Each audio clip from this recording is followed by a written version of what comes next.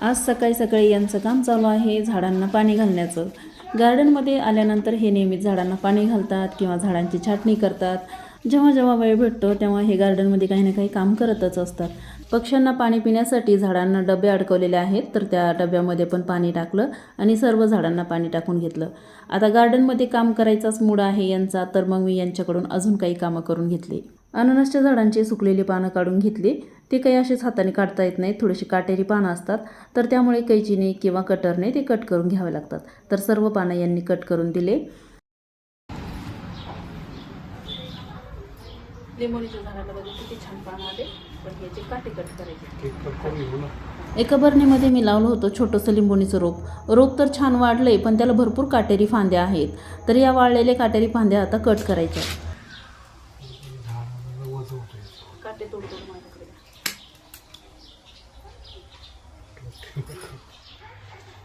ती काटे बघा, झाड किती सुंदर आहे, पण काटे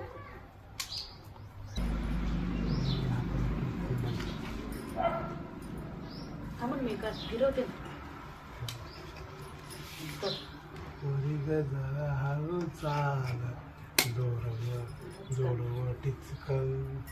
जोडवटीच कमर तुझी लचकल जोडवटीच आता ग फेरी जोडवटीच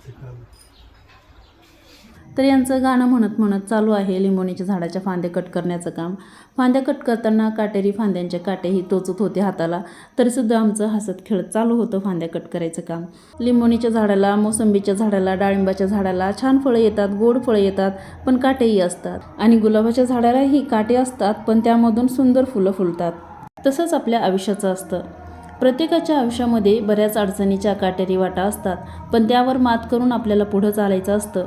आपल्या सांसारिक जीवनातही अशाच काटेरी वाटा असतात, पण एकमेकांना विश्वासाने साथ दिली ना, तर कितीही काटेरी वाटा असो त्यातून आपल्याला सहज मार्ग काढता येतो आणि एकमेकाच्या साथीने संसाररूपी बाग आनंदाने फुलवता येते। लिंबोणीच्या झाडाच्या सर्व काटेरी फांद्या कट करून घेतल्या आणि आता हे झाड बघा किती सुंदर दिसतंय।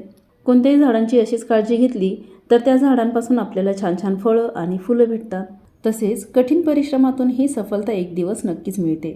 आजच्या व्हिडिओमध्ये इतकंच। व्हिडिओ आवडला असेल तर लाईक करा आणि चॅनलला सबस्क्राईब करा।